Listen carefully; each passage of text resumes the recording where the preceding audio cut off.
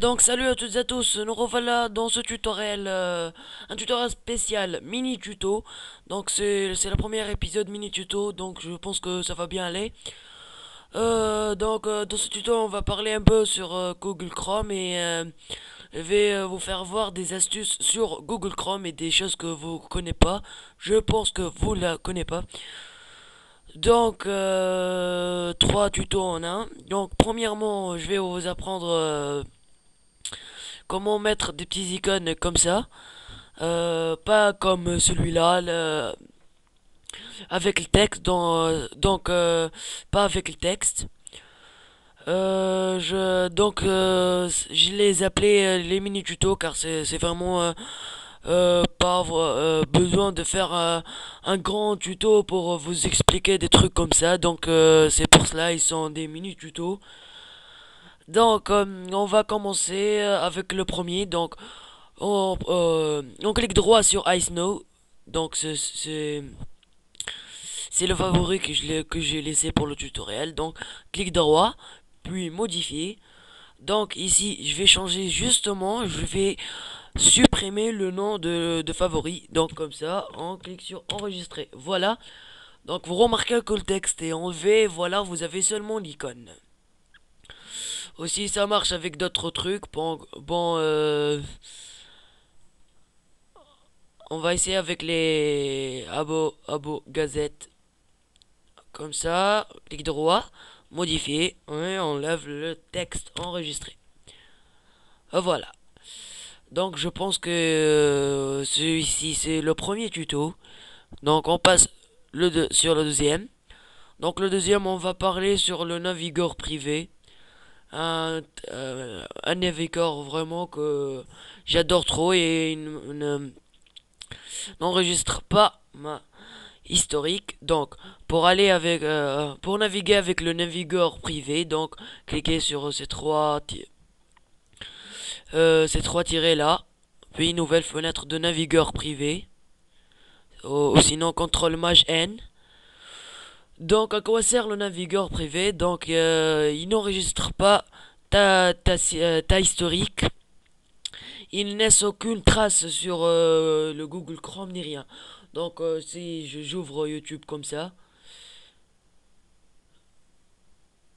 voilà, si j'ouvre seulement YouTube et je clique sur CTRL H pour l'historique, voilà, elle me met pas que j'ai entré sur YouTube, voilà.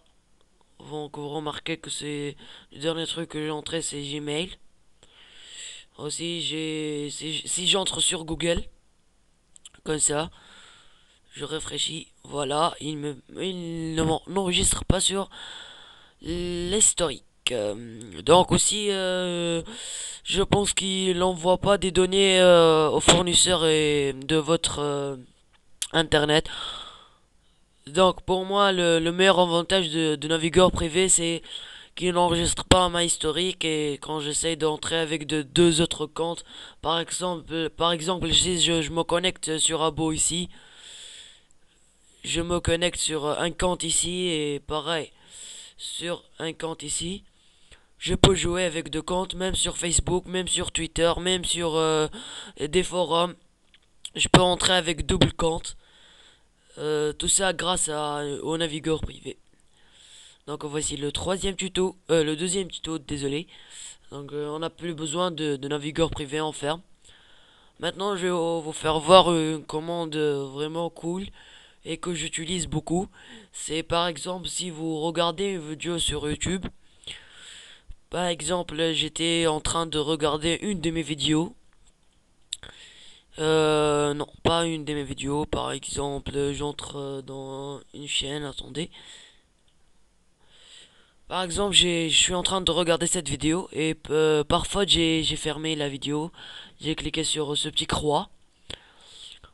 Vous dites que vous voulez pas entrer dans la historique et chercher la fenêtre que j'ai fermée. Tout simplement, cliquez sur CTRL Maj P. Voilà, il ouvre mon dernier fenêtre que j'ai fermé, comme celle-là. Voilà. Pareil si j'essaie avec Abo, je ferme. Voilà. Un petit rappel de un truc que j'utilise aussi. Par exemple, j'entre sur Abo.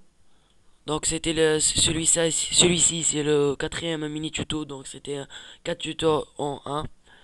Donc un petit rappel d'une petite astuce que vous pouvez mettre seulement aussi la fenêtre ouverte avec la favicon.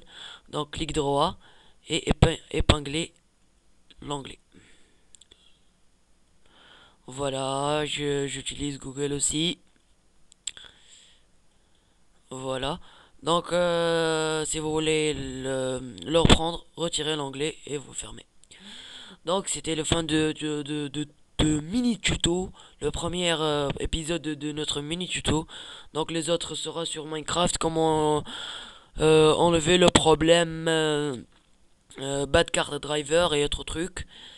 Donc, merci et mettez un plus sur la vidéo.